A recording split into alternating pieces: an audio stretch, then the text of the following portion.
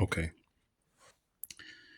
I'm making this recording to record myself of these experiences to keep and to share with other people if they are experiencing the same things that I'm experiencing as far as paralysis. That's so what I'm going to share right now is my third experience of my outer body experience, which is an OBE for short. So I'm just going to jump right into it because I got a lot to share and to put into this. So I got into the point where I can do paralysis instantly. The key thing is meditation. I've been doing meditation for years. Been doing it recently, just to feel good, but just to really get that frequency, that thing inside of your body. Started all the way back from martial arts, and then worked its way up to spiritual coaching, and then tantra, and then now this, the good stuff. So we're gonna talk about that later. Got in paralysis. The key thing with this, I have a lot of people tell me that their experiences happen around 4 o'clock, maybe sooner, and it can vary. It can vary, but typically 4 to 6. For me, is 4 to 6, sometimes 4 to 5. Definitely 5 to 6, and I could. Well, I'll stay with that. I say that to say it's something that when dawn comes, the body, I don't know for anybody, and if they have this experience, comment in the chat and share me what you know. But for me, it's this sinking experience, this sinking in the body, this, and it's, you can go to sleep much more quicker. So I take that moment, I take that time to be in my conscious and then sink in the body. So, have paralysis. Paralysis, this thing right now, what I'm experiencing is this buzzing sound in your head, which is the pineal gland, but you can feel it like it's just bzzz, it's buzzing real fast to the point where in your ears it sounds like either a freight train or volcano erupting or waters swishing, bursting, vibration, like real heavy vibration in the ears. So that normally freaked people out, freaked the hell out of me when I didn't know what was going on. So got in paralysis, commanded it when in that time frame. So I knew that, okay, I'm about to enter the doorway to get out of the body. So I remained calm and I spoke a command. Something simple. I said, show me my guides. So when I said that, in this experience, and I'm going to tell you the other two after this, with this experience, it kind of fuzzled into the other reality of the room. So when that happened, and I spoke it very calmly and kind of clear. That's another thing that I'm gonna point out in a few moments. The words and the tone, and when you speak, not with your words but with your mind. So when I said that, it kind of fuzzled into reality, into the other reality of the room, and I opened my eyes, not my physical eyes, but my soul eyes, third eye, who knows? um, and I looked around the room, and the room was a with calm blue contrast with hints of yellow and white. And it was just smooth, serene, and peaceful. I'm seeing this, like I'm looking at you, right? Well, I'm not looking at you, but looking. And it's I'm like, oh my goodness. This shit is real. I know it's real, but to see it is crazy. So crazy. So I only lifted myself up out of the bed. I didn't totally get all the way out of the body. I only lifted from my head to my torso. Because in this reality, you have to kind of command yourself to do stuff in your mind. So I forgot to do it, but I just wanted to come out and see what was going on. And then when I was in that state, when I was in that reality, I commanded, show me my guide. And when I said that, uh, a sphere, a white sphere, just as small as this, get it right. Yeah, that. Yeah. So yeah, like that. As small as this was beside my bedside. And it was just a small white sphere. And I was like, what the fuck? It was so fucking cool. Um, so I was just looking at it and it was just hovering.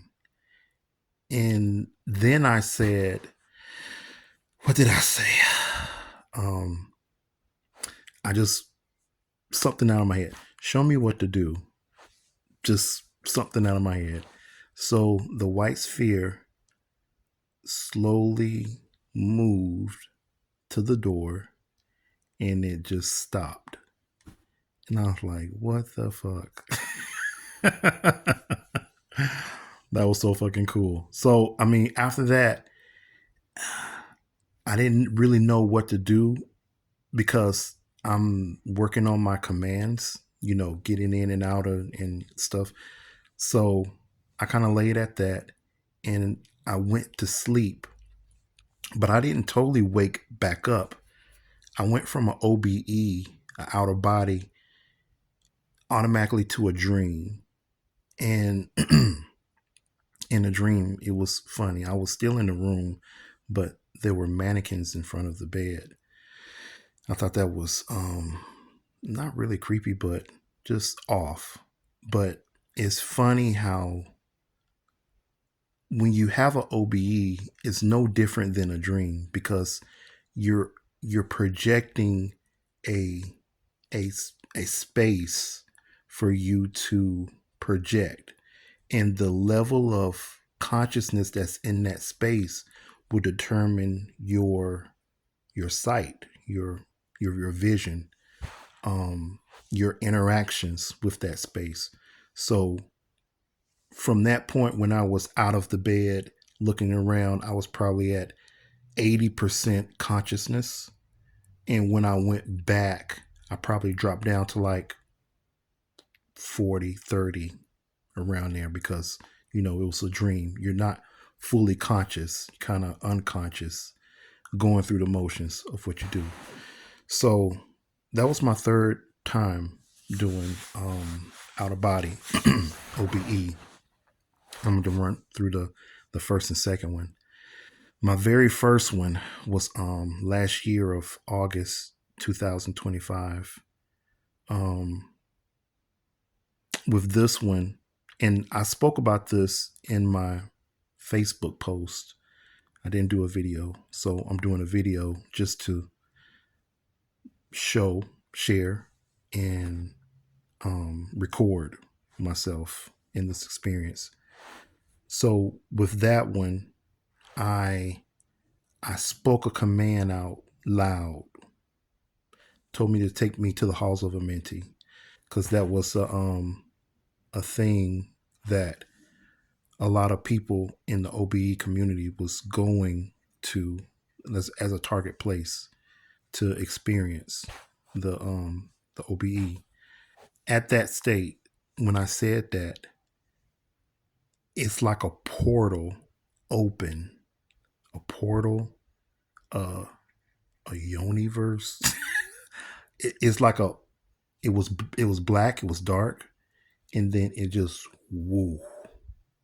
And then when it opened, colors came out, blues, greens, and other colors that I never seen before, and it was so radiant. It was I could feel it. I could feel the colors. Crazy. I could feel the colors, but in the state, um, that scared the shit out of me. So when I seen that, I called myself back in the body. That was my first one. My second one, I don't know if I spoke about this or not. I think I spoke about this in a group, but with this one, I kind of spoke it out loud too, and try to push myself to go through. So when I did that, I kind of pushed myself out in like the atmosphere and hit something like a firmament. Uh, I remember I remember hitting it and moving around it and seeing my eyes through the reflections of it. And at that state, just I can see this. I can see this. And I was like 80%, no, 70% consciousness in that state. And in that state, um, a Viking, a bearded Viking, called my name, Ra. And it was like a welcoming and a where the hell you been? That's how I took it, the sound. And I got real scared. Like I was losing control. So I called myself back in the body. So I got in the body. So I want to point out a few things in the first dream that I'm kind of thinking about. So when I was saying in the room was kind of bluish, yellowish, white contrast, real calm. I I kind of hint that was my energy, like what was projecting. So the colors was the emotions, and the space, how how you're how crystal clear or faded it is depend on your words. So when I spoke this time, I spoke real calm, real smooth, not forceful like the others, because the other two was kind of the first one was forceful, and I could see the light crystal clear. And the second one, I was trying to physically push myself out, and I just got pushed out and started going places. Well, going around like on the side of the firmament. Crazy. Um I say that to say, um the shit was cool. It was really cool. I The takeaway from all of this is, if anybody is ever experiencing this or want to, or the takeaway of anything of this, meditation, meditation is the key. You have to learn how to use the mind in a way to focus and connect the left and right hemispheres of your brain to make it as one, to speak that command when you're in that state, when you're in that paralysis state. Um, So yeah, meditation. I mean, man. So I mean, that's what I do. That's actually a book in my link in bio. Not a book. I'm creating a book, but it's a MP3, I believe, in my link in bio that I share a meditation that I think that's really really good for beginners to actually get them in the mindset of what it is, how to do it, and what to expect when you do it, when you keep doing it. I think that's really, really helpful. Um, I wish I had it when I was in the, starting out, but as I kept doing it, things started coming to me, and it made a lot of sense, and I just started integrating it with my practice. Another thing, uh, your emotions. So, also in my link in bio, I make this a selling point, but it's really important. The emotional state is is everything, and I can, even in this experience, like in real world, that brings to you what you have in you, and if you don't alchemize it, it just remains. And I have a book that's called Pain to Power that I created, and it's just from two rituals that I that came to me long time ago. One is from grief, and the other one's from for jealousy. And I don't know. I mean, out of all the emotions, I guess those two kind of came to me, and I kind of came to the conclusion of, okay, I can see that one is about the relationship of life, relationship of people, and the other one is a relationship of death. So that makes sense. But in that book, it shows you step by step how to alchemize the grief and the jealousy into joy and bliss.